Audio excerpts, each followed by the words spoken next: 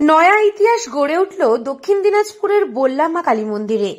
এতদিন রাস পূর্ণিমার পরের শুক্রবার মায়ের বাৎসরিক পুজোর সময় ছাড়া ভক্তরা মায়ের মুখ দর্শন করতে পারতেন না। সারা বছর পুজো হতো শিলামূর্তিতেই। এবার ভক্তদের দীর্ঘদিনের দাবিতে সাড়া দিয়ে মন্দির কর্তৃপক্ষ একটি বিশেষ অনুষ্ঠানের মধ্যে দিয়ে শতাব্দী প্রাচীন দেবীর স্থায়ীভাবে রূপোর মুখমণ্ডল প্রতিস্থাপনের উদ্যোগ নিয়েছে। হোমযজ্ঞের মাধ্যমে নতুন মুখমণ্ডল প্রতিষ্ঠিত হয়েছে। তবে বাৎসরিক পুজোর সময় মূর্তি গড়ার জন্য রূপোর মুখমণ্ডল সরিয়ে নেওয়া হবে। এরপর ফের বছরের বাকি সময় ভক্তরা মায়ের অবয়ব দর্শন করতে পারবেন। প্রথমে জয় মা, আমার মা, সবার মা, জয় জয় মা। তো আজকে যেটা হলো সেটা হচ্ছে আমাদের এখানকার পুণ্যার্থী এবং গ্রামবাসী ভক্তবৃন্দ সকলের একটা ইচ্ছা ছিল যে বছরে আমরা 4 দিন মায়ের রূপ দেখতে পাই। আর তারপরে সারা বছর আমাদের সেই শিলাময় যে মা, সে তাকে আমরা পূজা করি বা সারা বছর আমরা সেই মায়ের সেই রূপটাকে দেখতে পাই না। এটা একটা ভক্তবৃন্দের আক্ষেপ ছিল যে যদি এটা করা যায় তাহলে আমরা এসে সবসময় মাকে একটু দর্শন করতে পারবো। যেটা কল্পনাতে দর্শন হয়, আবার রূপের মাধ্যমে দর্শন, 2 রকম হয়। তো যাই হোক, তার মধ্যে এইটা একটা। তো তখন আমাদের কমিটি চিন্তা ভাবনা করে যে আমরা মায়ের একটা অবয়ব তৈরি করবো, মুখমণ্ডল। তো সেই চিন্তা ভাবনা থেকে আজকে সেই অবয়ব তৈরি হয়েছে। তারই আজকে প্রতিস্থাপন। মা তো প্রতিষ্ঠিত আমাদের এখানটায়, ষোড়শ প্রচারে পূজা করা।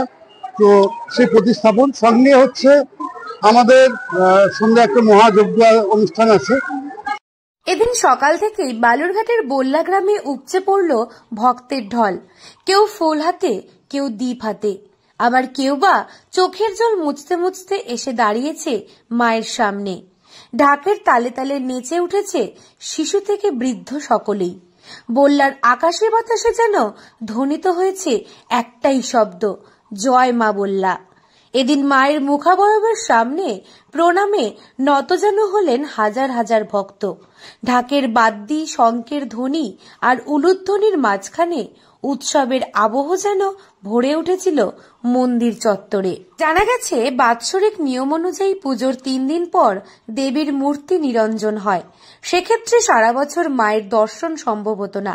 সেই আক্ষেপেই জন্ম নিল রূপোর মুখাবয়ব, যা আজ থেকে ভক্তির স্থায়ী প্রদীপ হয়ে উঠল বল্লার বুকে।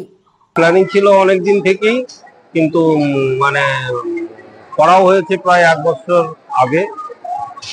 সেটাতে প্রতিস্থাপনের সময়টা হয়ে ওঠেনি।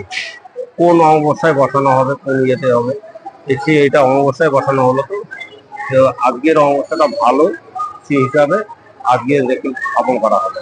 আর মায়ের এই মুখমণ্ডলটা 3 কিলো পদে তৈরি করা সময় দেখতে হবে।